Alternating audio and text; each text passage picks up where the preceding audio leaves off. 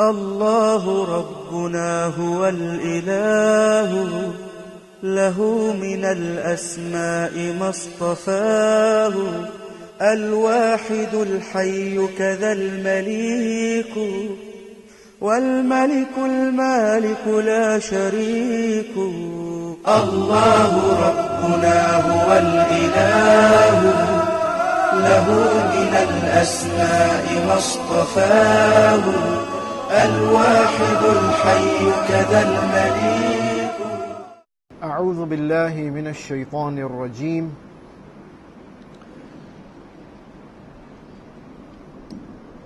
بسم الله الرحمن الرحيم. الحمد لله والصلاة والسلام على سيدنا ونبينا محمد وآله الطاهرين.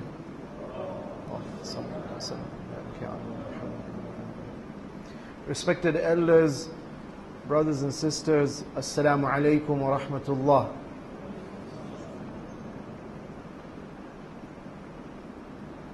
We were discussing about the rituals and the spiritual aspect of Hajj, which is a once-in-a-lifetime opportunity that we get a call and invitation from the Master of the universe to undertake this life journey, spiritual journey, to transform ourselves totally from a state of sinfulness to a state of pardon and forgiveness and purity. And then gradually this purity builds up and brings us closer to the all-perfect being. And in order for this call of God to mature and to apply to us, God gives us extra wealth and gives us the necessary health, and the path restrictions are open, and especially those amongst us who are spiritually alive can therefore hear the call and then respond to it. And we shall start with the ziyarah of the holy city of Medina to declare our loyalty and our love and respect for the Holy Prophet and the Holy Progeny who guided us how to reach God in the quickest manner possible. And then in order to start our Hajj ritual, we proceed to the miqat, whereby we enter into the state of ihram by taking off the stitched dress, making the niyyah for the Umrah to Tamattu' as part of the Hajj, and then we pronounce the Talbiyah and we enter into the state of Ihram. And once we are in the state of Ihram, then all the restrictions begin to apply to us, the restrictions pertaining to affectionate behavior, to self-beautification, to clothing, to defense and ethical behaviors.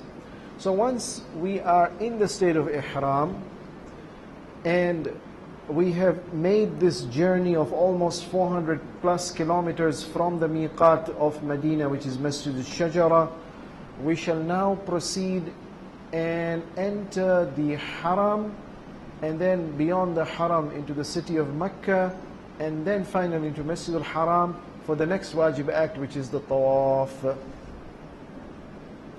But before I continue, a quick reminder. The purpose of the Ihram is that we are not allowed to enter into the Haram till we refrain from the restrictions of Ihram, and that is to develop in us a sense of humility in front of the all majestic Master, that we obey Him, Labbaik Allahumma Labbaik, we obey Him and Him alone.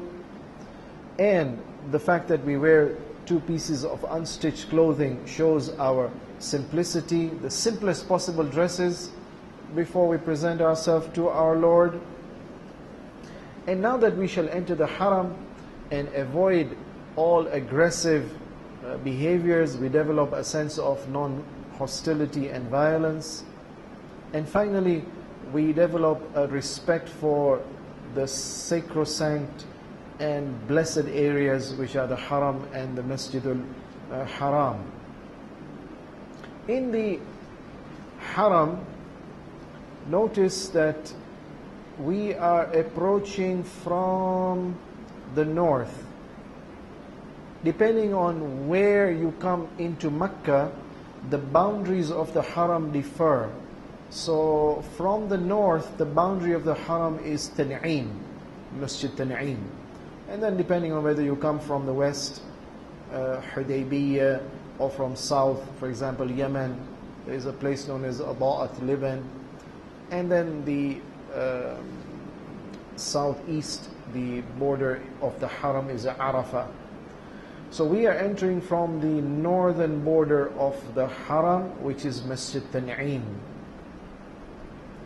In the Haram, once we are in the Haram, in addition to the 26 Haram restrictions of Ihram, some more restrictions begin to apply.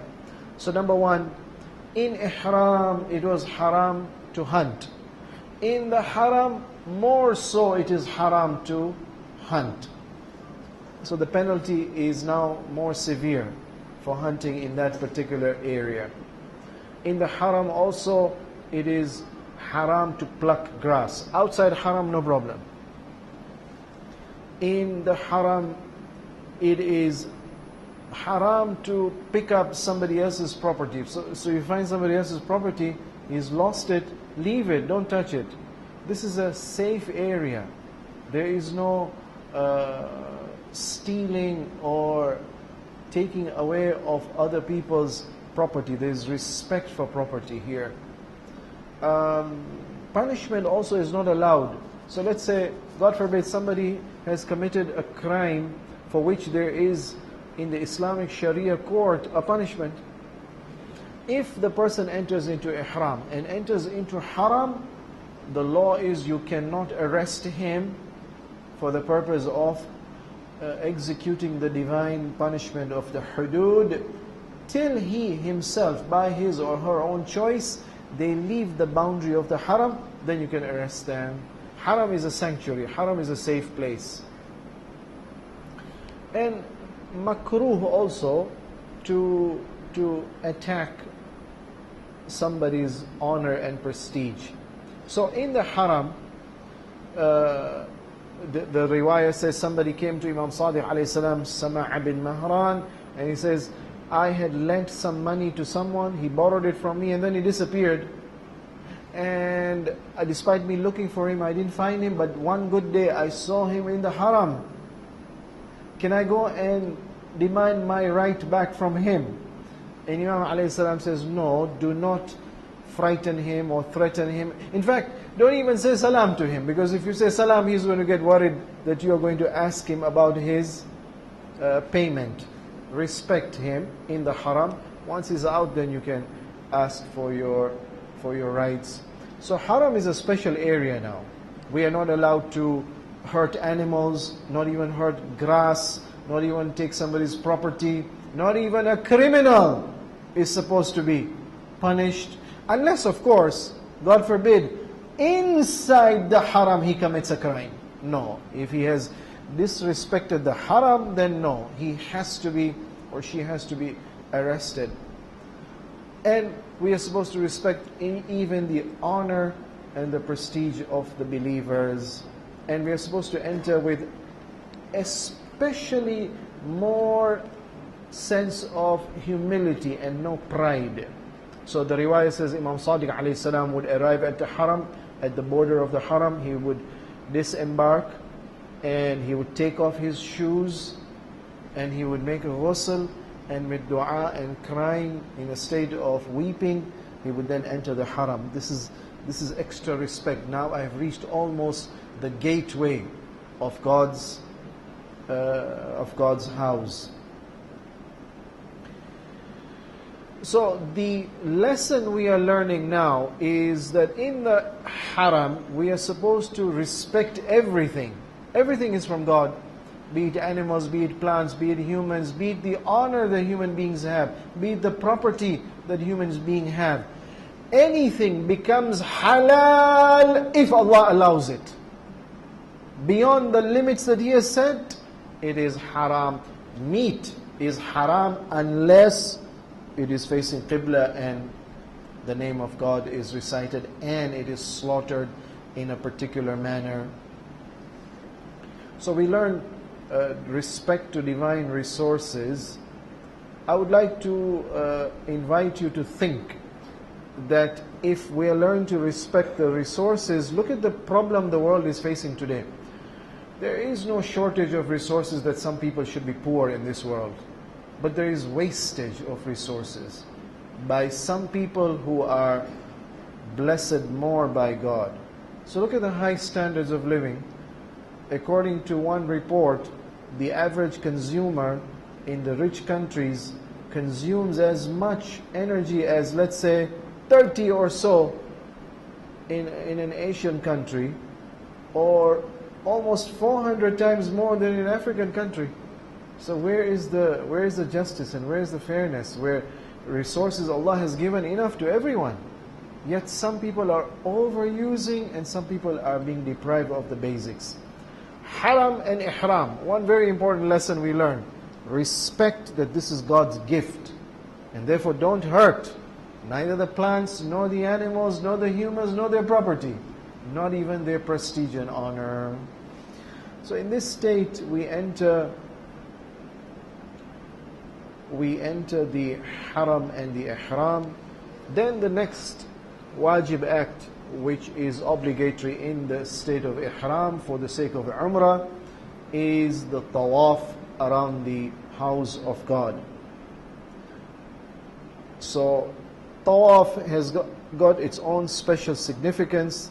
Perhaps the most important significance is that, according to the riwayat, it resembles the spiritual angelic ibadah whereby the angels are making tawaf around the house of God in the heavens, the arsh, and therefore the human beings on the ground also should resemble the angels.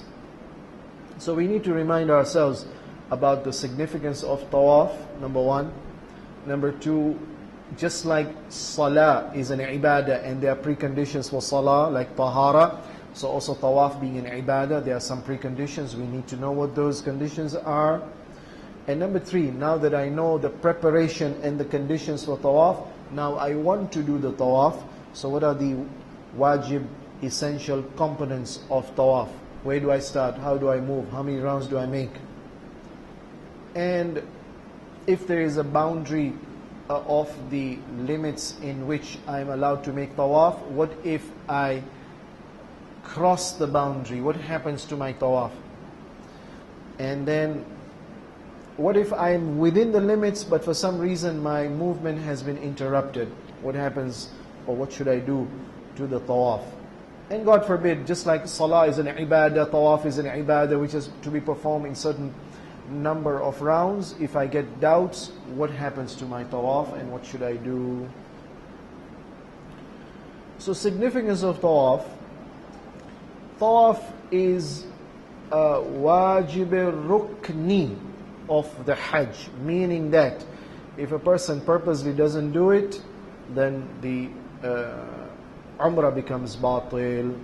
In the Quran, for example, in Surah Hajj, chapter 22, ayah number 27, Allah, in describing the different stages of Hajj, says that وَلْيَطَوَّفُوا بِالْبَيْتِ الْعَتِيقِ, and let the pilgrim make tawaf around this house, the Baytul Atiq, the oldest or the most ancient house.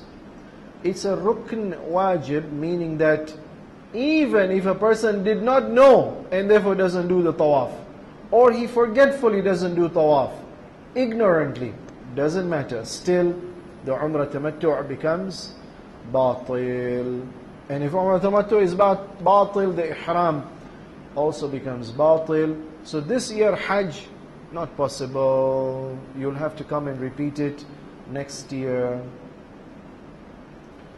If you forget to do tawaf for whatever reason, which is wajib, then up until the time which is possible before going to Arafah for Hajj Tamattu', before that time the tawaf must be done whenever the person recalls.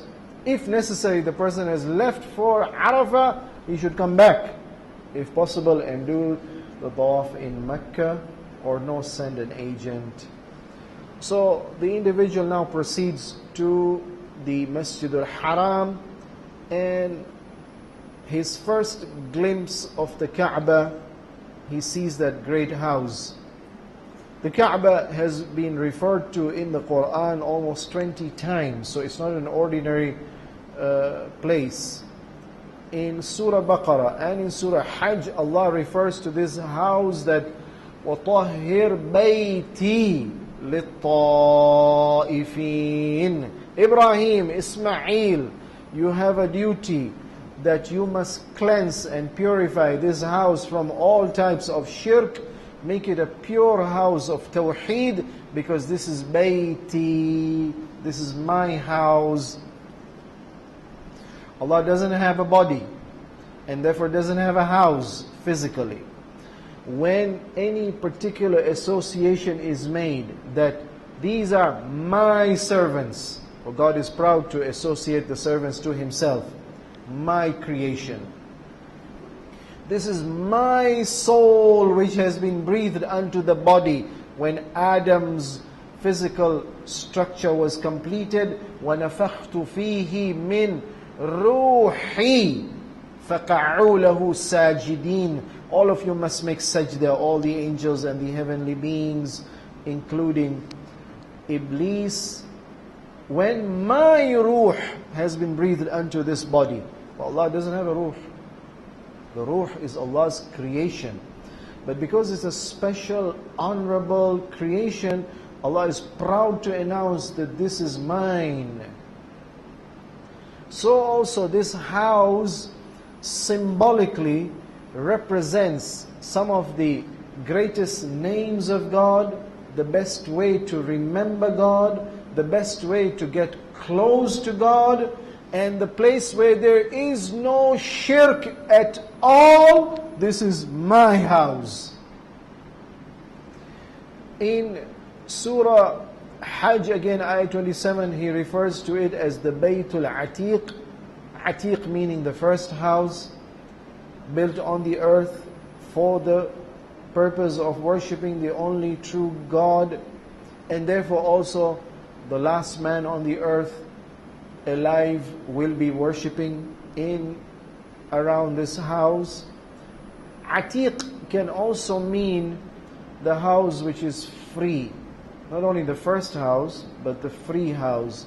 Free from any force, or free from the protection, free from disasters of flood, let's say, or free from and protected from disasters like fire.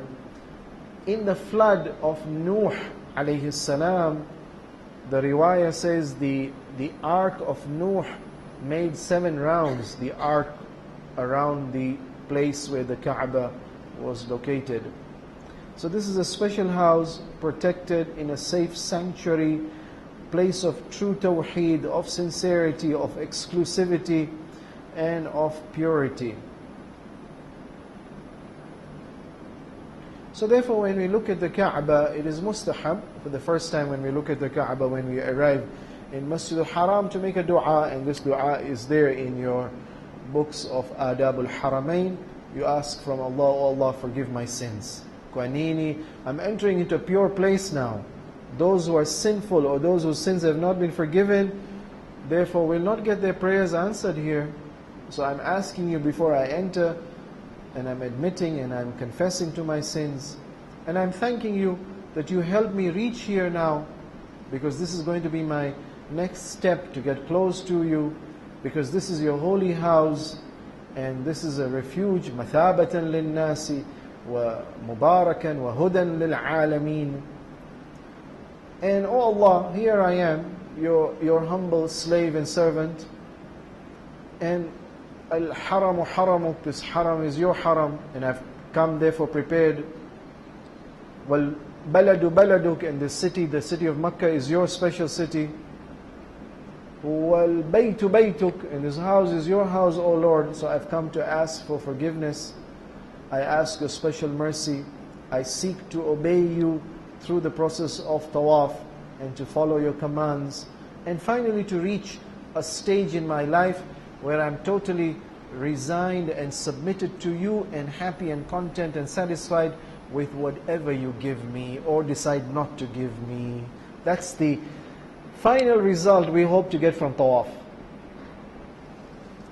So I've come here as a beggar, as a needy, desperate person. Allahumma inni ilayka faqir, wa minka khaifun mustajir.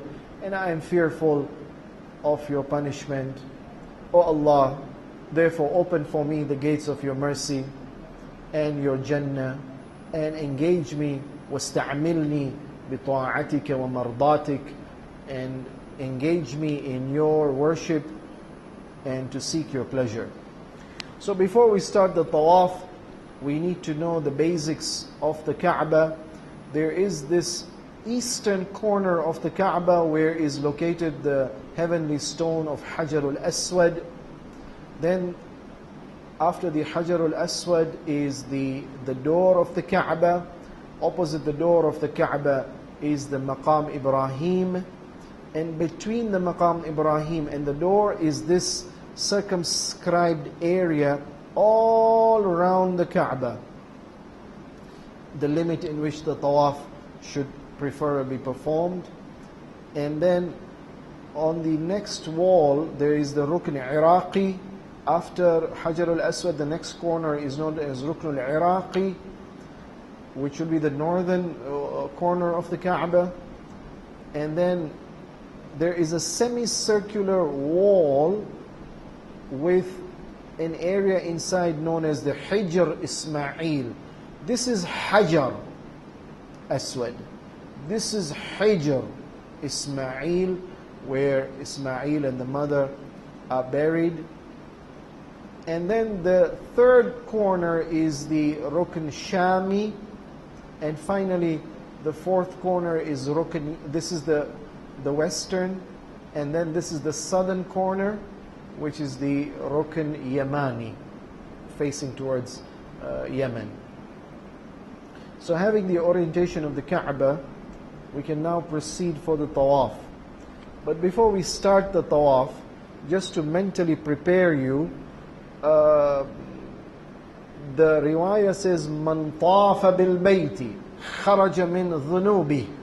If you do tawaf around the house, whether it's a wajib tawaf or a mustahab tawaf, then you shall be released from your sins. So there's a process of purification and pardoning that will take place by the tawaf. How so? My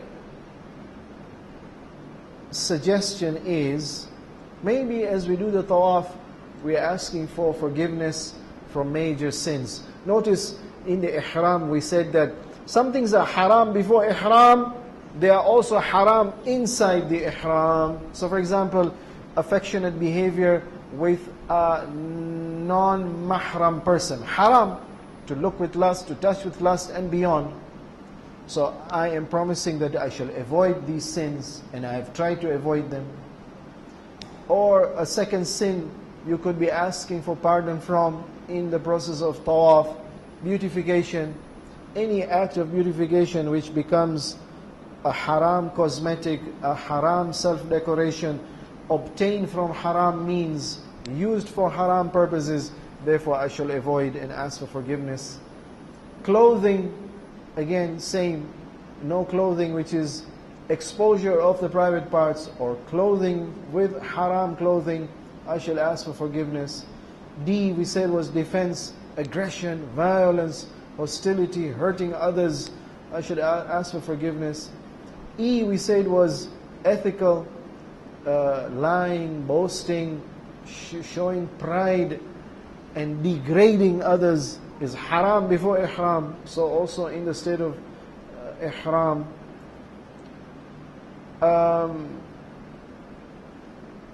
Or no, maybe the 7 sins are not action sins, they are sins of the heart. So we're asking for forgiveness in tawaf, not from the act of anger and abuse, but from the feeling of anger and the habit of anger, or of lustful haram passion in the heart, or of being miserly and stingy, or of being greedy excessively, or of having jealousy and envy, or pride and arrogance, or self-conceit and self-pride. These are all haram traits that can lead a person straight to Jahannam if he doesn't ask for forgiveness.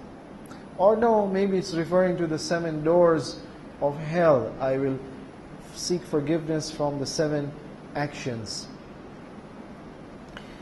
I would like to point out something that I personally experienced before I continue with the conditions of tawaf. Yesterday I went to the beach.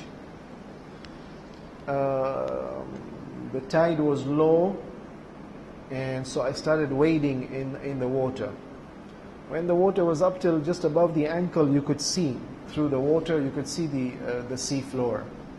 But when we went a little further, the water started rising till the knee level. We hadn't even reached the point where you could start swimming.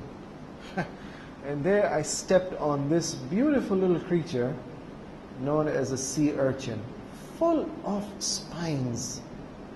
And I stepped on it, and of course this is a protective skeleton that this animal has been blessed with. So it's as if the animal is telling me, Samahani, you have entered into my haram without permission. Go away, please. So I stepped on him, and all those spines went right through my foot. 25 of them. So I lost control. I had to step somewhere. So the spines are sticking out of my foot, and then they broke.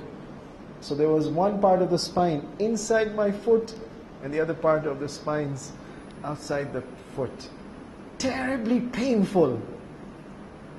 Lakini, to me it was a lesson. You know, when we commit sins, if you remember when I was talking about the sins of, okay, I may not have spoken here, maybe somewhere else, that the hadith says that the abuse by your tongue can be sharper and more hurtful than the cut of a knife. Al-lisanu ashaddu min al-sinan. So sometimes we may do some things that hurt others, or we may do some things that hurt ourselves, but we don't realize. But let's say maybe we are desensitized, or we are senseless, or we are paralyzed. We don't have the sense or the feeling.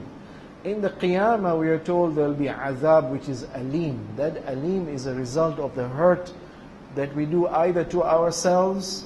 You smoke and you hurt your body, but you don't realize. After 30 years, when you get the cough and the cancer or the bronchitis, chronic bronchitis which can't be treated, that's when you realize the damage that has been done slowly, gradually over time. Tawaf, a process whereby I'm asking for my sins to be forgiven. If I don't, I've already hurt myself. But in the dunya, I'm so busy with the superficial activities and pleasures of the dunya, I don't realize I'm hurting myself. You notice when you hurt yourself during the daytime, minor hurts, you don't feel them till nighttime. Nighttime, when everything is relaxed, all the other stimuli are down, suddenly you find your body is aching and something is hurting here and there, because now your mind is focusing on the body. Daytime it was too engaged and too busy. When we leave the dunya and go to the barzakh in akhirah, suddenly we're cut off from the dunya. Suddenly now the mind is, and the soul is concentrating on the body, and the hurt to the soul and the hurt to the body.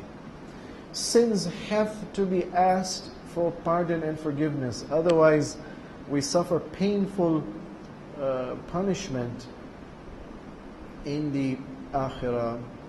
So we want to do this pardon-seeking tawaf, for example.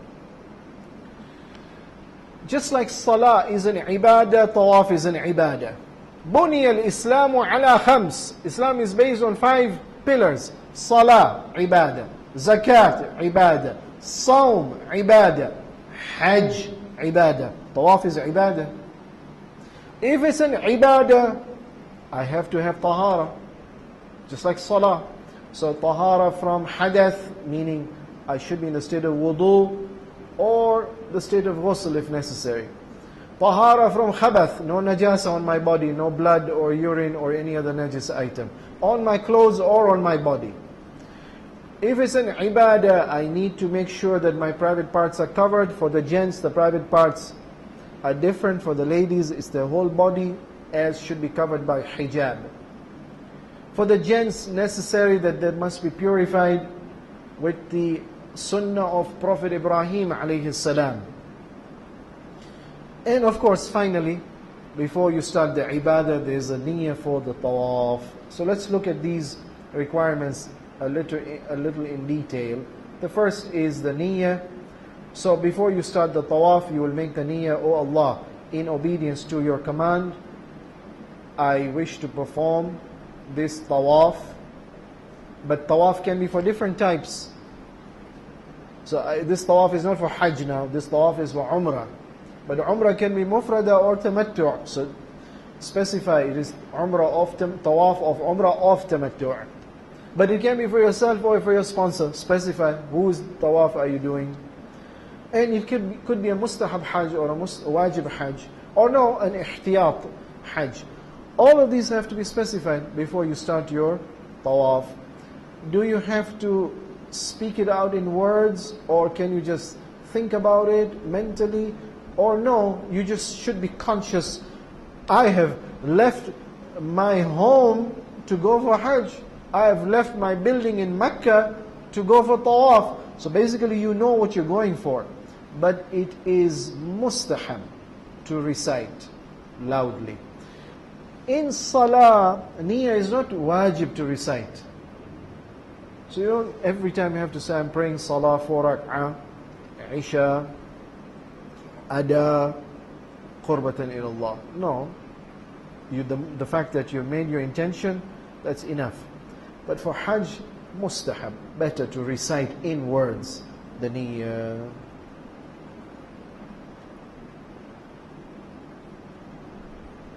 And then we come to the essentials of tawaf. We need to know for tawaf, where do you start from the tawaf? Sorry, I think I put those other details before, so let me just finish it here before we go ahead.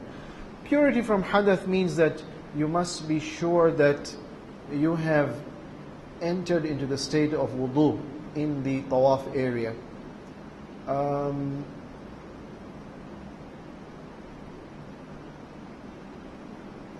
Wajib tawaf is batil if we forget to do wudu. Or no, if we did not know that our tawaf needs wudu. Or no, God forbid, purposely I didn't do wudu or ghusl. Batil, just like salah. So this is an important requirement.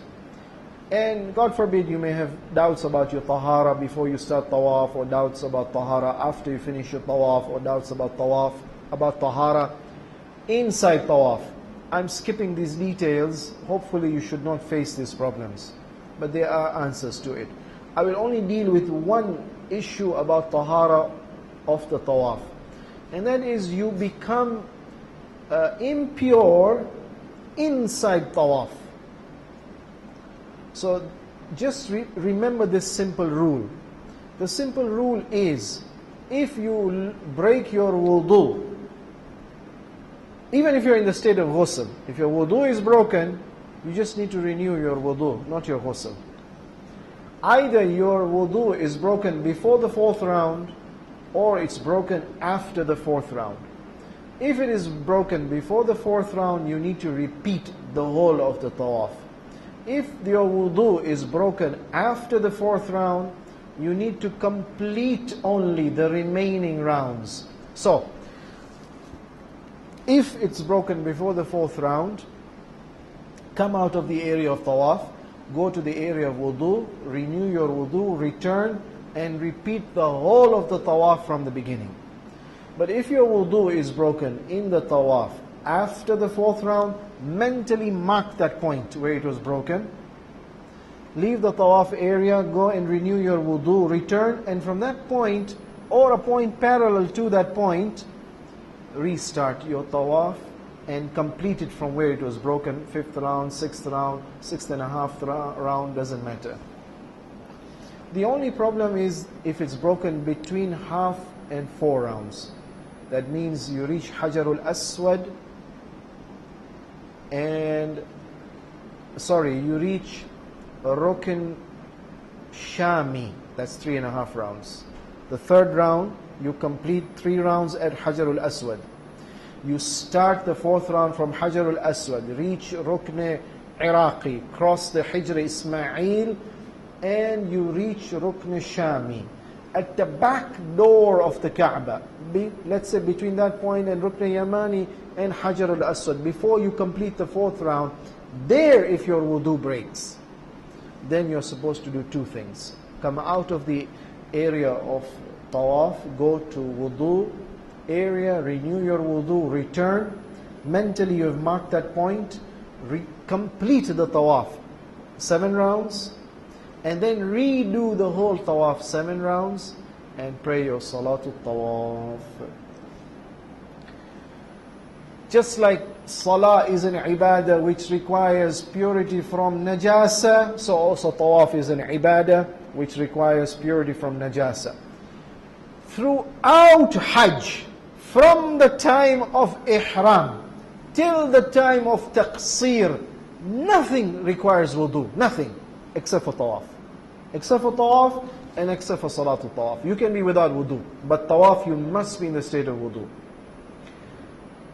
But purity from najasa is necessary throughout ihram. Beginning from the miqat when you enter into ihram, till Marwa when you come out of ihram with taqsir. Throughout you must be without najasa. If a drop of blood comes on your ihram, you must remove. Not only you must remove if you're not in tawaf, but especially if you're in tawaf, it makes your tawaf batil. Not only najasa on your body or even on your clothing.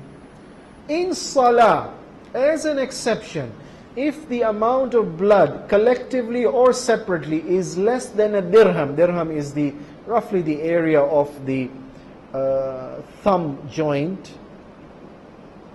If the amount of blood is less than this on your clothing, in salah it can be forgiven, not in tawaf. Even a drop of blood, therefore it's there on your clothes, it makes your tawaf batil. Obviously, if you have a wound which, God forbid, develops, somebody hurts you, or you hurt yourself in the tawaf, and you start bleeding, your body is bleeding, tawaf is batil. That area, you must mark it, go out and cleanse yourself, and come back. So if you discover your najis inside the tawaf, if you can, immediately clean that blood, if possible. If not possible at all for you to do so, you can't come out, you can't do anything, then as an exception, you're allowed to continue. If you discover your body was najis after tawaf, you came out of tawaf, and now you find, oh, there's some blood on my body. Was it during tawaf, so my tawaf is batil, I should repeat it? Or did it happen after I came out of tawaf? If you're not sure, then it's okay. Unless, no, you had a doubt, I think there is some najasa somewhere on my body or on my ihram. Before you started tawaf, there was a doubt, and you ignored it and you neglected it. Now you see it. No. For that you will have to clean and repeat the tawaf. Or no, you had najasa, not doubt. You were sure there is najasa on your dress or on your body before tawaf. But during tawaf, how you forgot. This forgetting is forgiven. If you remember after tawaf that it was najis, it's forgiven. You don't have to repeat the tawaf, but you must clean it, because you're still in the state of ihram, and you must clean the najasa because now you wish to do the salah of tawaf. So we discussed the preconditions, the niyyah, the tahara, and the covering of the private parts. For the gents, the private parts are very clear. The difference between ihram in miqat and ihram in tawaf is this. At the time of miqat, when you enter into ihram, you must cover the whole of the body with the shoulder cloth, from the shoulder till the navel, wajib. And the loin cloth from just above the navel to below the knee at the time you're entering into ihram. But once you're in ihram, you can take off your loin cloth, no problem. Even at the time when you're doing tawaf, you can take off your loin cloth because your private parts are not exposed now. Your tawaf is sahih. But for women it's different. Women, their full hijab is their ihram. And therefore, of course, this problem can happen to gents also. God forbid, they get caught up in the crowd and the rush, and they are being pulled, and sometimes the ihram comes off, and your private parts are exposed. That portion of the tawaf will become batil. You need to make sure, take off your shoulder cloth and cover your loin, for example. For women, let's say some hair comes out from their headdress, so that means their part which is wajib to be covered is exposed, and therefore that's haram. If it's done purposely, the tawaf is batil. According to Hazrat Aida Sistani, may Allah protect our maraji, if it happens even purposely, she has done something haram and sinful, but the tawaf is sahih. Marwa al-Akhoy says no. Ihtiyat wajib, the tawaf is batil. She'll have to redo it with the proper hijab. But it's ihtiyat wajib mas'ala, so you can make ruju'. So now we want to perform the tawaf.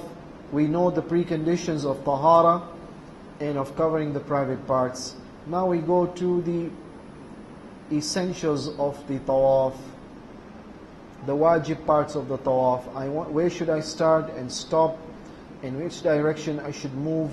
Is there an inner limit? Is there an inner limit too? Is there an outer limit for the tawaf area, the number of rounds, and the continuity? These are the wajibat. So I'll explain to you one by one. So number one is start. You need to start at Hajarul Aswad. So my suggestion to you is enter the tawaf area from anywhere. You can enter the tawaf area and start walking around, but don't make a niyyah of tawaf. Just walk around. Walk around, just get a feel of the tawaf area, the crowd, the movement facility, and your convenience. And then as you are approaching Hajarul Aswad, somewhere here, start making your niyyah. I'm going to start my tawaf of Umrah to Tamattu as part of my Hajj, Wajib Hajj, Mustahab Hajj, for myself or for my sponsor. And for or a Mustahab Hajj or a Wajib Hajj or a Ma fi dhimma Hajj, Qurbatan ila Allah. So you've made your niyyah before you reach the Hajarul Aswad. So you make your niyyah. When I reach Hajarul Aswad, I will start my tawaf. You make your niyyah. So once you reach this area, start walking with the niyyah. You've started your tawaf. And you complete each round back at Hajarul Aswad to make sure that you began at Hajarul Aswad and to make sure that you finished at Hajarul Aswad. Just like wudu, I have to wash from the elbow. To make sure I've begun from the elbow, I wash a little above the elbow so my whole elbow is covered. A step or two before Hajarul Aswad, start your tawaf. A step or two after your Hajarul Aswad, stop your tawaf, so you're sure you've completed the rounds. This is the beginning and the end at Hajarul Aswad.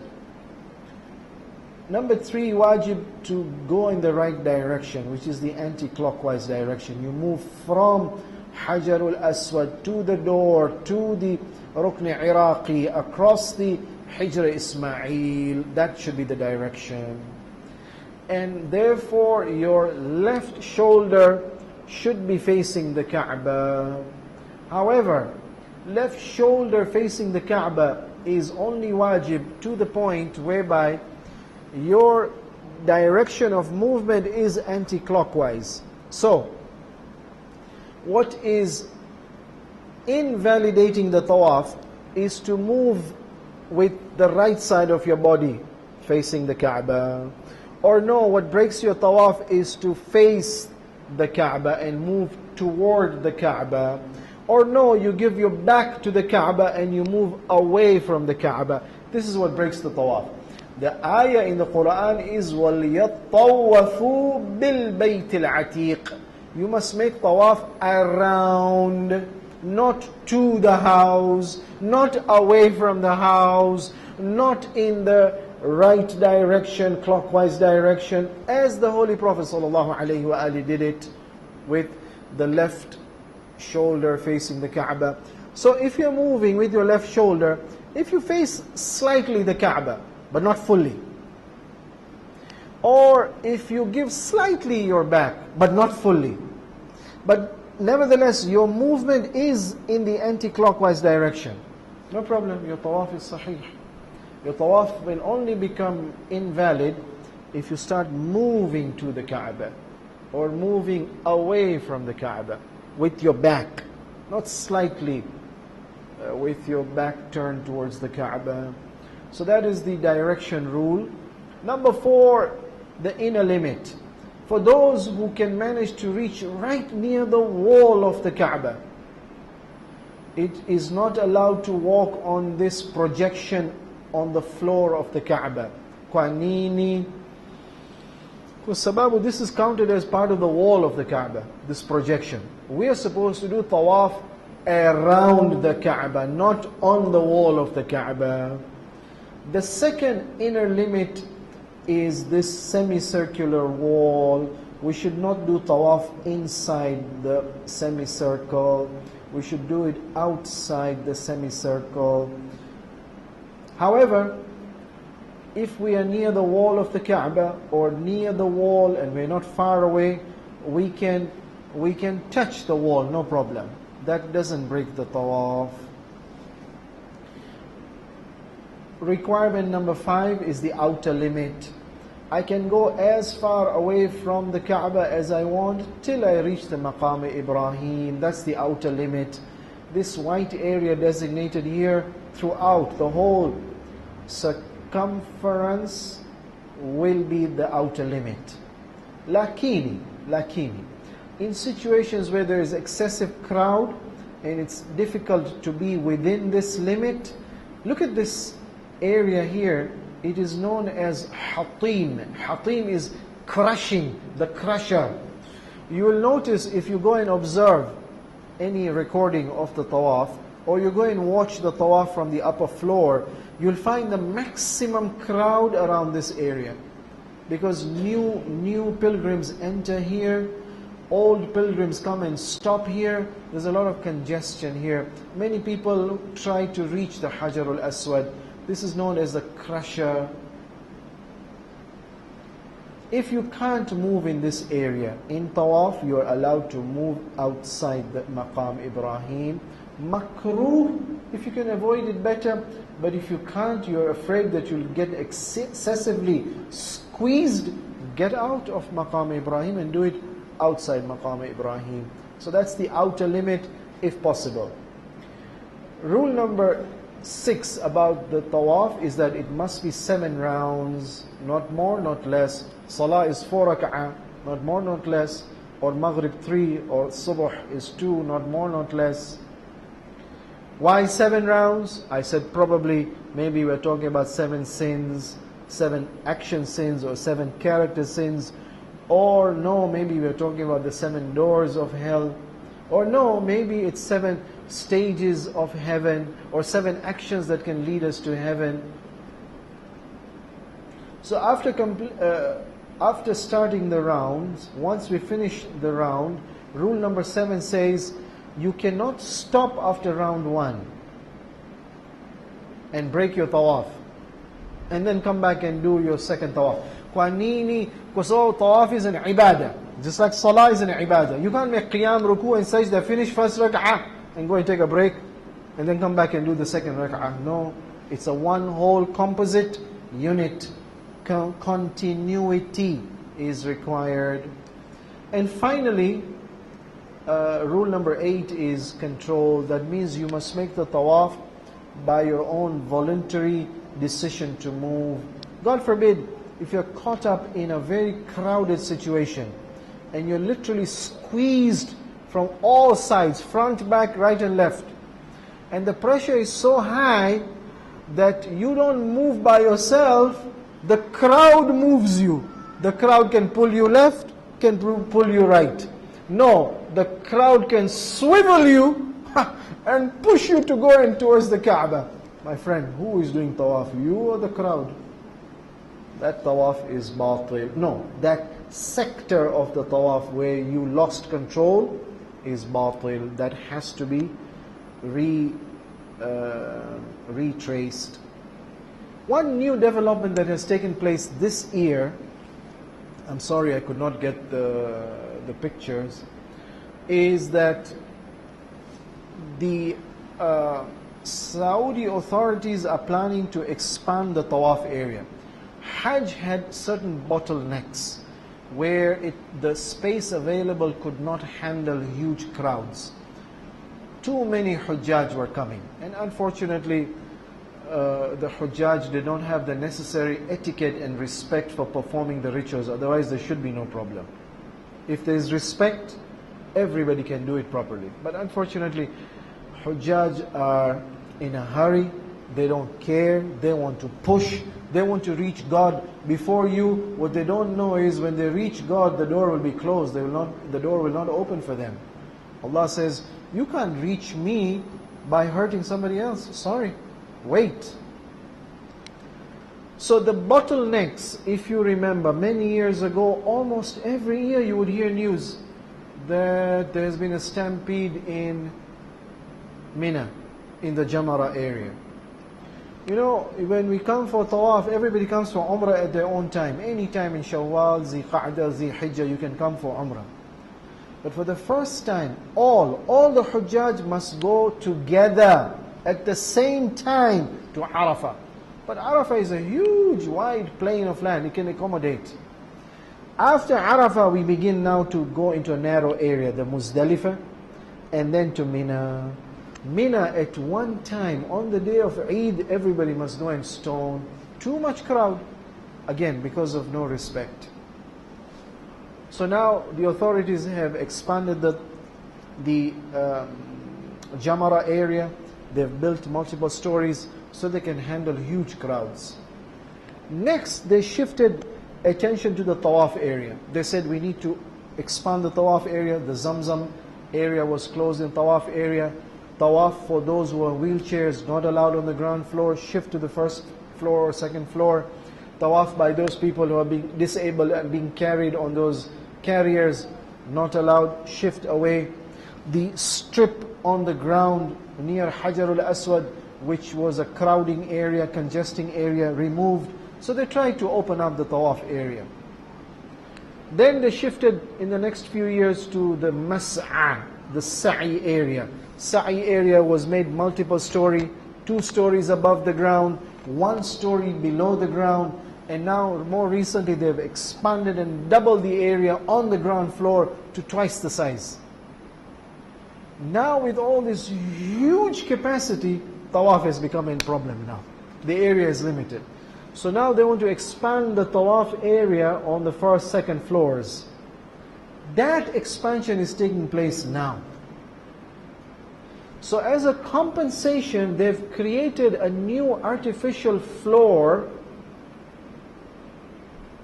the new mataf floor, which is between the wall of the mosque and the Kaaba, somewhere in between. But that should not be a problem. Because sababu, the fatwa of the mujtahids is you must make tawaf around the Kaaba. If the height of the new additional floor is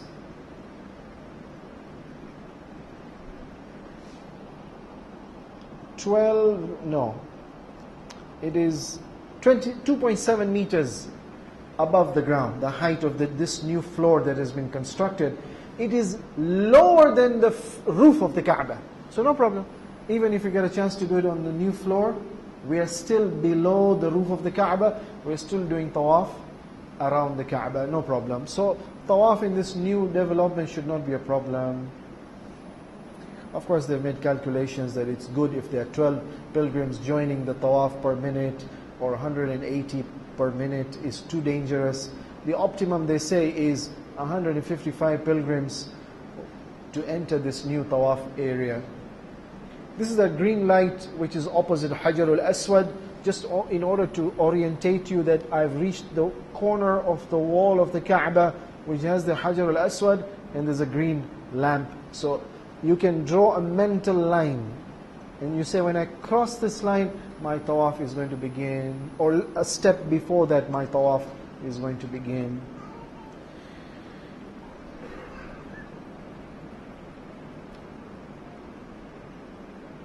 I've already mentioned these, so I will not repeat. Just this last point. If my round has been disrupted, because I've been pushed, and I'm now, instead of moving with my left side towards the Kaaba, I have been forced to move to the Kaaba, or I've been forced to walk away from the Kaaba, or I've been forced to move with my right side to the Kaaba. That sector of the tawaf becomes void. I need to redo only that sector if I can. But if the crowd is so huge, I've lost control, I literally can't go back and redo this. No problem. Cancel that round, make a dummy round, go all the way back to Hajar al-Aswad. When you reach Hajar al-Aswad, according to Hazrat Ayatul Sistani, you restart that broken round from Hajar al-Aswad. But all the other mujtahids say, no, you restart your broken round from the point of breakage. So it depends whose taqleed you're making. Accordingly, you make your correction, please. I've already discussed all these things. So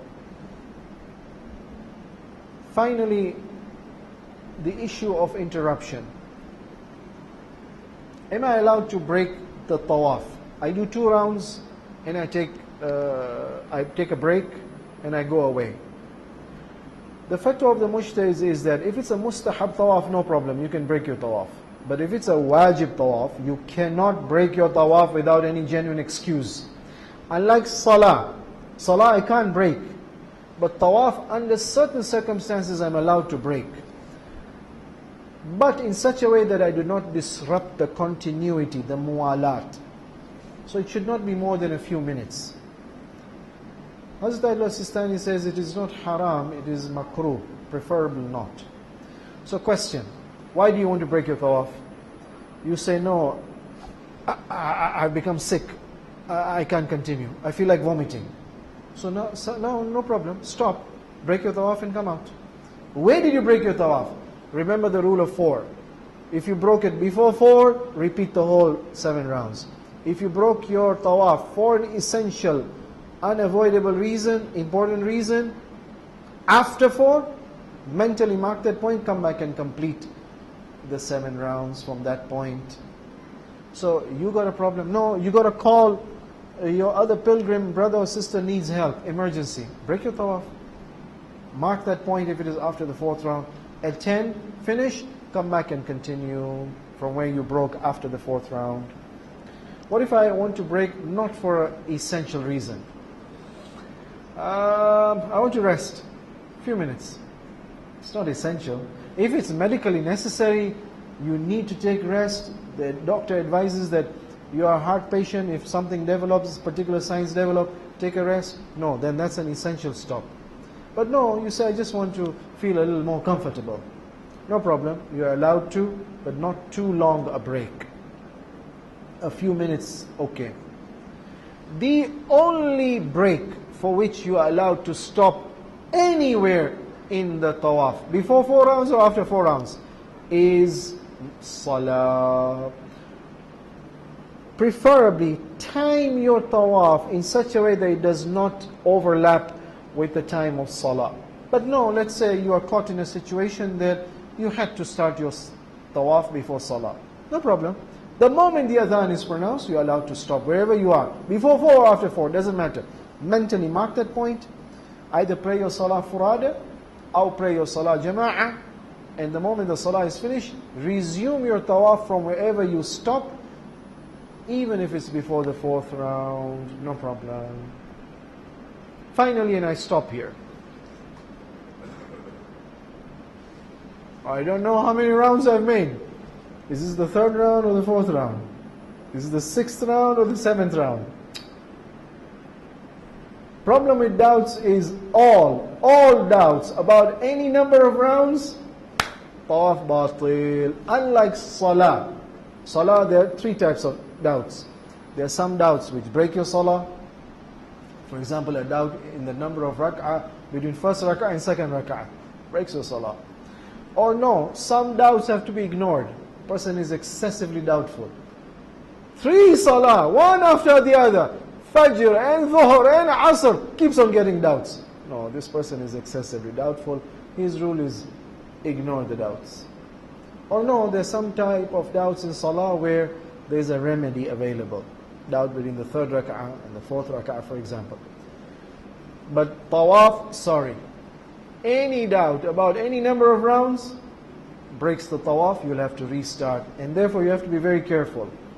The only exception is mustahab tawaf.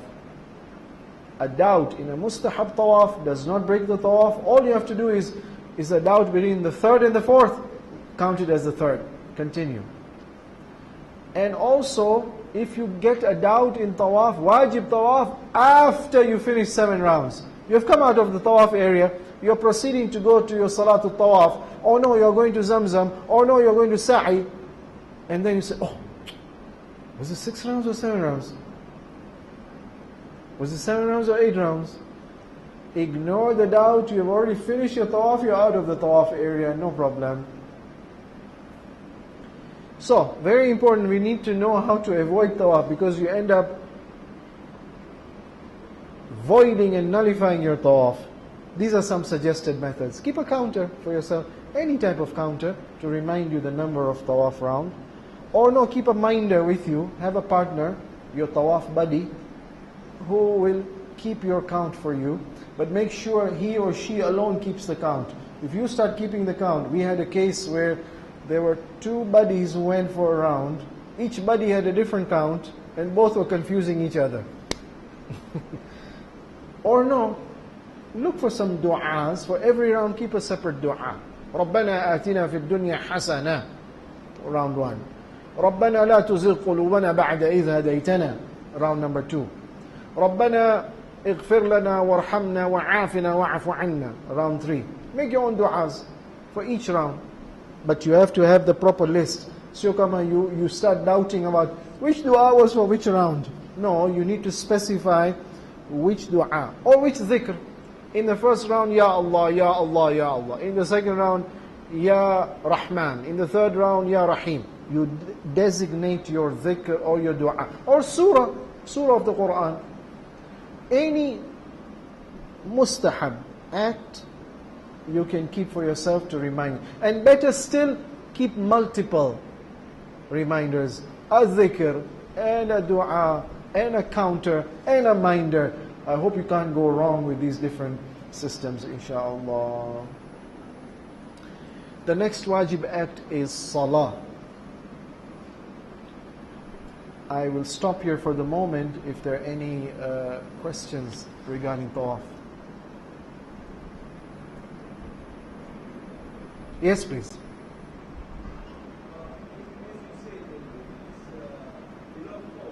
Yes.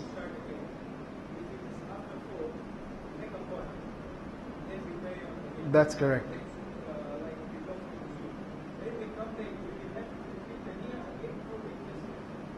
No, your niyyah is very clear because you wanted to complete 7 rounds. And either an emergency or a non-emergency development took place. So your niyyah is still there that you want to finish the 7 rounds. So you have come back with the same niyyah.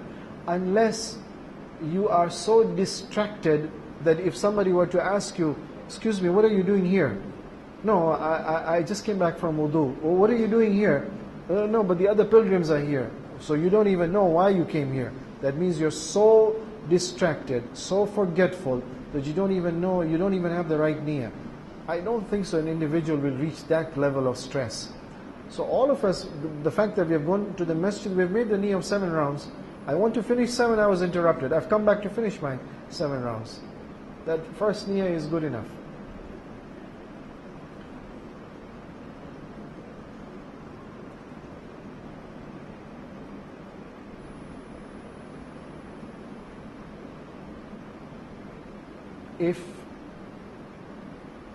If you're still with your stamina, we can continue with Salatul Tawaf, otherwise we can postpone it for tomorrow, inshallah. And we finish with Sa'i and Taqsir.